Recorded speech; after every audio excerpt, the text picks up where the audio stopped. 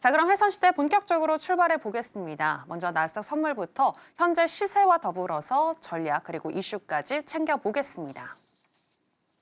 네, 나스닥 선물 차트 살펴보시겠습니다. CPI 발표를 앞두고 오늘 우상향을 하면서 빨간불을 켰고 우리 시간으로 9시 30분 CPI가 발표가 됐죠. CPI가 시장 예상치를 하회하자 장대 양봉을 만들면서 단숨에 9시 30분경 19,788포인트 선까지 올라갔습니다. 그 이후로는 횡보하는 듯 하더니 현재는 상승폭이 조금 둔화된 모습도 나타나고 있는데요. 현재 1.45% 정도 상승한 19,680포인트 선 지나가고 있습니다. 자, 그러면 나스닥과 관련한 이슈도 이야기 나눠보도록 하겠습니다. 네, 최근 트럼프 대통령이 관세 정책 강행을 위해서 미국의 경기 침체도 용인할 수 있음을 시사하면서 미국 시장 공포에 휩싸였는데요. 이와 관련해서 이야기 나눠보도록 하겠습니다. 마스터님, 트럼프 대통령이 우리가 부를 이루기 위해서는 과도기가 필요하다라는 말을 했는데 그 과도기 정말 찾아올까요? 벌써 이제 한 달 전 가까이 되는 거죠. 그때부터 이제 트럼프하고 머스크가 이제 예견을 했죠. 이 시장에 미리 선전포고를 했어요. 네. 그래서 제가 한 달 전인가 그럴 거예요. 3주, 3주 된 것 같은데 자, 그때 분명히 변곡점에 시작이 됐다. 버블은 아니고요. 변곡점. 어느 정도 너무 아시다시피 미국 주식이 다른 나라에 비해서 너무나도 고평가가 많이 됐죠. 거의 2, 3년 정도 계속 1월 달까지마다 계속 상승을 하다가 2월 달부터 조정을 좀 받고 있는데 자, 그런 시그널을 이제 트럼프 아까 말씀드린 두 번 줬다 저는 말씀을 드려요. 자, 재밌는 기사가 있어요. 이거 좀 잠깐 말씀드리고 말씀 또 이어갈게요. 자, 오른쪽 화면을 보시면요. 자, 폭스 진행자. 자, 폭스 뉴스에 이제 트럼프 며느리가 이제 또 인터뷰 앵커로도 그죠? 지금 활동을 하고 있답니다. 참 재밌죠. 그래서 그것도 황금 시간대. 그래서 법무부 장관, 백악관 대면까지 나타나서 서포트를 해주고 있는 그런 상황들이에요. 자, 이때 이제 아까 말씀드린 대로 트럼프하고 일론 머스크가 이제 그때 인터뷰에 참여를 했죠. 해서 여러 가지 얘기를 던졌는데 가장 핵심은 뭐냐면 자, 지금 재정 적자가 너무 심하다. 그렇기 때문에 너무 심각하니까 일단은 우리의 어떤 거예요? 좀 줄여 나가자. 결국엔 연방 정부의 어떤 슬림화를 시켜서 감원을 해 나가면서 여기저기에 세어 나가는 돈들을 좀 줄여 나가자. 그러면 부채가 좀 내려가지 않겠냐. 그런 계획을 강하게 좀 밀어붙이고 있어요. 여기서 이제 폭스에서 그런 얘기를 했어요. 자, 이유가 뭐냐 이거죠. 간단합니다. 자, 바이든하고 앨런 때 너무나도 많은 돈을 시장에 뿌려 제꼈죠. 그죠? 자, 근데 이제 트럼프가 당선이 되고 나서 트럼프하고 이제 머스크하고 장부책을 딱 받겠죠. 그게 뭡니까? 저거죠. 만기가 도래하는 국채를 본 거예요. 근데 만기가 도래는 올해 만기 도래하는 게 9조 달러입니다. 9조 달러. 그 한국 돈 따지면 일경이에요. 어마어마한 돈이죠. 그죠? 자, 거기에서 이게 더 심각한 게 뭐냐면 단기 국채가 7조 달러예요. 1년 미만으로 단기 국채를 얘기를 하는데 자, 이걸 어떻게 감당을 할 거냐 이거죠. 자, 그러면 트럼프가 이제 약이 오를 거죠. 야, 이거 바이든 앨런이 이렇게 나를 힘들게 해놨어? 그럼 어떻게 돼요? 자, 간단한 겁니다. 트럼프도 증시를 부양하려면 돈을 풀어 제껴야 돼요. 여기서 돈을 더 풀어 제낀다? 쉽지 않은 얘기예요. 그죠? 그러면서 폭스 첫 번째 뉴스 때 그 얘기를 한 거예요. 과감하게 어떤 정책을 펴나가겠다. 그 얘기를 했고. 자, 엊그저께 또 뭐라 그랬어요? 경기 침체 감내하고 관세를 강화하겠다는 얘기를 바로 여기서 나오는 거예요. 자, 그러면 어떻게 돼요? 유동성이 일단 시장에 마를 수밖에 없죠. 시장의 유동성이. 자, 그럼 소비 심리가 위축이 되니까 어떻게 됩니까? 자동적으로 인플레이션이 잡힌다는 얘기죠. 그래서 저번에 또 그 얘기를 했어요. 트럼프가. 나는 주식 지금 시장 모르겠어. 일단 우리 주식 외에 미국 경제를 전체적으로 살리는 게 주 목적이다라는 얘기를 분명히 못을 박았어요.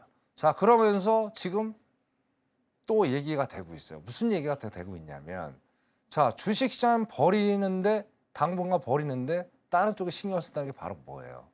자, 아까 말 9조 달러에 지금 돌아오는 국채 만기가 도래하는 거잖아요. 자, 그거 지금 이자 지금 계속 내고 있잖아요. 이자를 줄여 나가려면 어떻게 돼요? 금리를 낮춰야 되겠죠. 그래서 뭐 4.8%까지 갔던 10년물 국채 금리가 지금 4.2%대까지 내려와 있는 상황이에요. 이걸 계속 낮추고 베센트 재무부 장관이나 트럼프나 이걸 보고 있다란 말이에요. 자, 조금 내려가는지 하다가 오늘 CPI가 발표되면서 약 상승으로 지금 가 있어요. 그건 4.1% 2%그 상태에서 계속 머물러 있다는 얘기예요. 자, 그러면 역으로 따져서 자, 뭐 5%까지 간다는 얘기도 1월 달까지만 해도 이제 트럼프 당선되기 전까지 그런 얘기가 있었잖아요. 그죠? 자, 그때 만약에 채권을 산 사람도 지금 재미 엄청 많이 받겠죠. 자, 그러니까 사람들이 어떻게 돼요? 야, 주식시장은 트럼프가 아직은 반겨주지 않을 것 같아. 뭐 트럼프 푸시라는 얘기를 하고 있는데 그러면 어떻게 사람들이 야, 그러면 결국엔 베센트하고 트럼프하고 신경 쓰는 거는 금리에 대한 거니까 자, 스마트 머니가 어디로 이동이 돼야 될까요? 금리로 이동이 되는 거예요, 지금 상황이.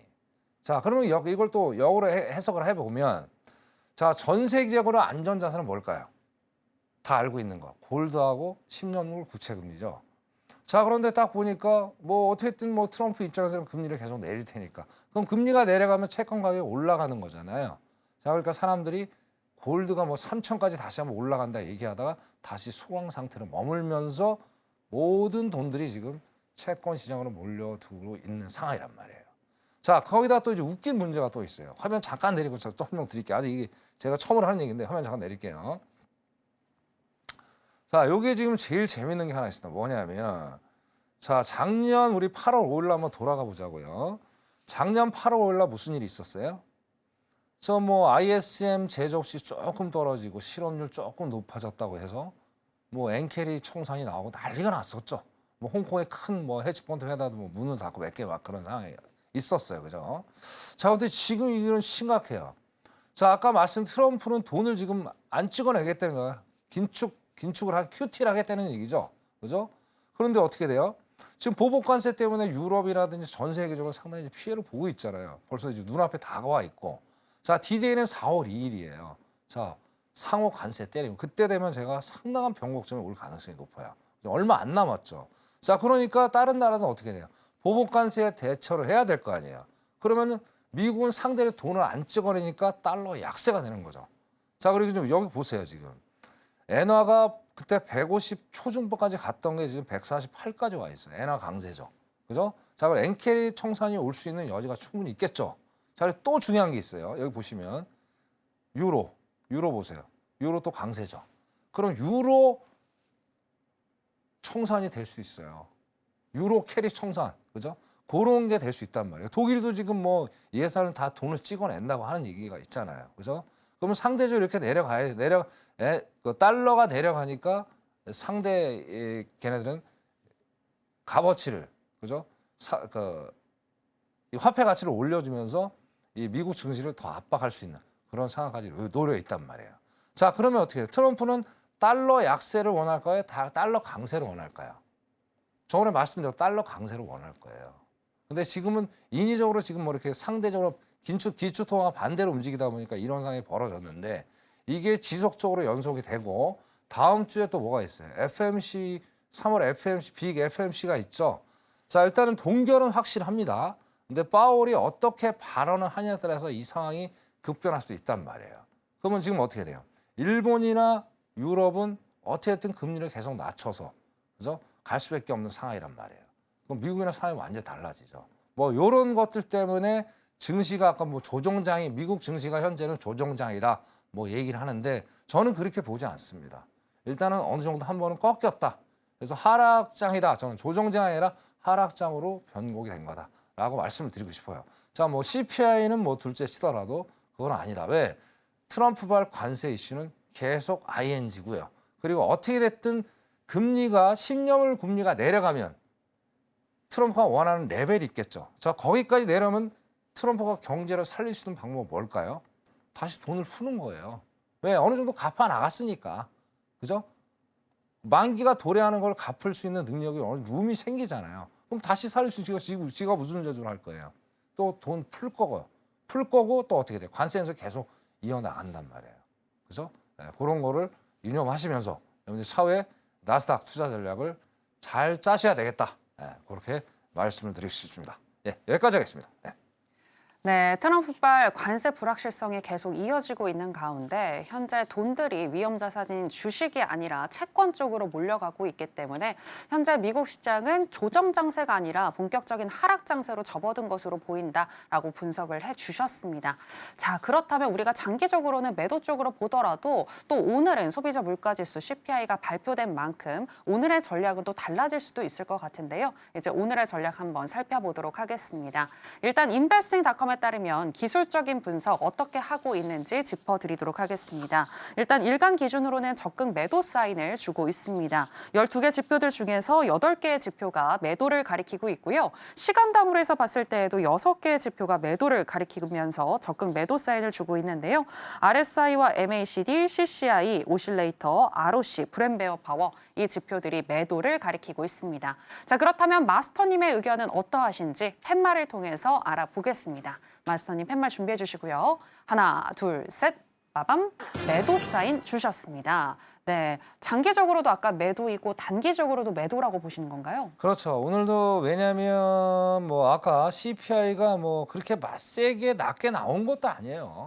뭐 0.1% 거기서 거기죠. 자, 이게 만약에 오늘 이번 CPI가 잘 나온 건 딱 하나예요. 뭐 이유는 원유 때문에 그런 거예요. 다른 거. 뭐 아까 자막 잠깐 보셨는데 뭐 계란값 올라가고 있고 연체율 지금 지속적으로 상승을 하고 있고 앞으로 빚을 못 갚을 수 있는 사람들이 더 늘어나고 있다는 거예요. 그리고 또 이 기대 인플레이션이 어떻게 돼요? 계속 숫자가 높아지고 있죠. 그럼 전체적으로 봤을 때 안 좋은 거예요. 근데 이번에는 아까 말씀해 유가 때문에 이렇게 내려왔던 거지 아직 관세 플러스 관세에 대한 내용은 전혀 포함이 안 됐어요. 자, 그럼 빠르면 3월, 그럼 4월이 되겠죠. 우리가 3월 데이터를 4월 달에 보는 거니까 늦으면 5월 정도에는 확실하게 어떤 그립이 그려나가지 않을까 그렇게 생각합니다. 그래서 오늘은 뭐 일시적으로 야, 이 정도면 시장이 좋아가지고 야, 그래도 우리가 안도하겠는데 뭐 트럼프가 증시를 벌였음에도 불구하고 그래도 뭐 끄떡 없을 거야. 왜? 파월이 경제 좋다고 얘기를 했기 때문에. 근데 파월의 입장에서 우리가 다시 또 생각을 하셔야 돼요. 자, 경제가 좋다는 거는 연준 입장에서는 뭐예요? 금리를 내릴 이유가 전혀 없는 거죠. 그죠? 없는 거잖아요. 그러니까 서로 동상이몽을 꾸고 있다는 거예요. 그래서 너는 너, 나는 나. 지금 얘기를 그렇게 트럼프가 너는 네 할 길 해. 나는 내가 할 길 가니까. 그렇게 지금 정책을 가져가고 있다. 그래서 오늘 제가 장기적으로 일단은 뭐 매도의 관점을 보고 있다. 근거는 결국엔 다오에서 한번 방법을 찾을 수 있을 기술적으로 찾아볼 수 있을 것 같아요. 다오를 먼저 보고 나스닥을 또 기술적으로 분석을 한번 해보시자고요. 자, 어떻게든 3대 지수는 커플링이 돼서 움직입니다. 근데 희한하게 참 좋았어요. 아까 장이 열릴 때까지만 해도 분봉 잠깐 볼게요. 자, 분봉 올릴 때마다 아까 20일 30분에 이야, 엄청나죠 이거. 그죠? 완전히 그냥 원회로 그냥 장대봉이 터지다가 윗꼬리가 세게 달리면서 지금 완전히 하락을 해버리고 있어요. 5분봉으로 말씀드리는 겁니다. 자, 그래도 이것도 보세요. 이제 전일 종가까지 완전히 밀렸어요. 현재 0.38 하락 중. 전 이걸 보면서 이제 나스닥을 아까 잠깐 봤는데 자, 빅세븐 중에 엔비디아하고 테슬라 뭐 어마어마하게 좀 상승을 하고 있어요. 다른 나머지 5개는 뭐 그렇게 뭐 뜨뜻미지근하게 움직이고 있다라는 얘기죠. 결국에는 나스닥은 기술주잖아요, 여러분들. 그죠? 그 대장주는 엔비디아하고 테슬라잖아요. 그래서 여러분들 나중에 그러니까 나스닥을 투자하시는 분들은 꼭 빅세븐을 참고를 하셔야 돼요. 자, 근데 잘 볼지 모르겠다.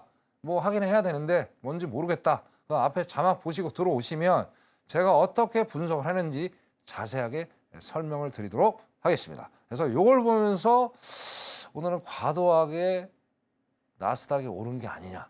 그래서 다시 말씀드리면 아직 장 시작한 지 지금 1시간 한 50분 됐잖아요. 그죠? 어차피 새벽까지 계속 장이 이어질 거 아니에요. 그죠? 새벽 6시까지 이어지니까 그때 언제 새벽에 또 시장의 변동을 줄 수 있을지 몰라요. 현재는 매수의 어떤 관점을 보고 있지만 다우를 바라보면서 나스닥이 매수로 지속적으로 가기에는 조금은 무리수가 있지 않겠느냐. 그렇게 또 말씀드려요. 또 말씀드리면 자, 어제 졸투 보고서가 있었죠. 예상보다 좋게 나왔어요. 자, 그러면 어떻게 돼요? 야, 경제 좋잖아. 올라가야죠. 내려와요. 그 이유가 오늘 여기서 다시 한번 제가 찾아보게 된다. 그렇게 말씀드려요. 또 내일 또 PPI 때문에. 그래서 상당히 오늘 또 복잡한 장이 될 가능성이 높겠다. 그래 말씀드리고 자, 나스닥으로 한번 넘어가 보겠습니다. 나스닥 볼게요. 자, 나스닥을 보시면 자, 일단은 주봉을 먼저 볼게요. 주봉. 자, 주봉은 일단은 이제 누가 봐도 뭐 완전히 하락장이죠. 그죠? 오늘 수요일인데도 불구하고 몸통하고 아랫꼬리하고 딱 5대5로 지금 나눠져 있어요. 이게 뭐예요? 시장이 그만큼 고민을 많이 하고 있다라는 얘기예요. 그죠? 결국엔 변곡은 내일 주겠죠. 내일 안 주면 아마 목요일 내일도 어떤 변곡을 주지 않으면 이번 주 금요일까지는 상당히 횡보를 하면서 다음 주를 기다릴 거예요. 다음 주가 뭐가 있다고 아까 다시 말씀드렸어요. 19일 한국 시간도 20일이죠. 그때 FMC에 따라서 그때 확실한 변곡점이 나오겠다. 이렇게 말씀드리는 거예요. 그래서 오늘은 일단은 주봉으로 봤을 때는 뭐 아리까리하다. 이렇게 말씀드리고 일봉을 좀 볼게요. 일봉에서 중요한 제가 말씀을 좀 드릴게요. 자, 기술적으로 우리가 봤을 때 200일 이평선을 중장기 이평선이라고 얘기를 해요. 자, 200일 이평선이 붕괴를 하게 되면 하락장이 일단 시작이 됐다고 우리가 판단해 보는 거예요. 근데 보세요. 자, 볼 때 200일 이평선이 확실하게 붕괴된 게 3월 3일이에요. 3월 3일 날. 윗꼬리가 이제 터치를 해주면서 하락장이 연출이 됐죠. 자, 그럼 여기서 지금 많이 밀렸어요. 그러니까 200일 이평선이 2만 1천 정도, 2만 1,150 정도가 돼요. 요 가격대예요. 그럼 지금 몇 시예요? 지금 어마어마하게 밀렸죠. 이렇게 많이 밀린 상태에서 올라가기라는 상당히 쉽지 않다는 거예요. 일봉으로 보더라도. 자, 그리고 또 이동 평선을 봐도 이해가 쉬우실 거예요. 자, 요 파란 게 5일 이동 평선입니다.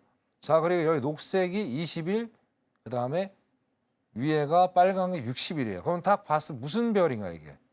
역별이죠. 그죠? 자, 그럼 일봉에서 20일, 60일까지 이렇게 우하향을 하고 있다는 거는 기술적으로 뭐 천재지변이 아닌 이상은 올라가기는 상당히 쉽지 않겠다라고 보십니다. 오늘은 일시적인 일단 상승 현재는 맞는데 장기적으로 봤을 때는 하락장이 유효하겠다. 그렇게 말씀드리고 자, 일단 진입가 드려야 되겠죠. 그죠? 진입가 드릴게요. 자, 보세요. 상당히 좀 고민을 많이 하고 있잖아요. 그러면 한 번은 또 튀어 올라올 수 있는 여지가 충분히 있습니다. 그 자리가 바로 이 쌍봉이 만들어져 있는 자리예요. 그럼 여기를 제가 선을 딱 그어볼게요.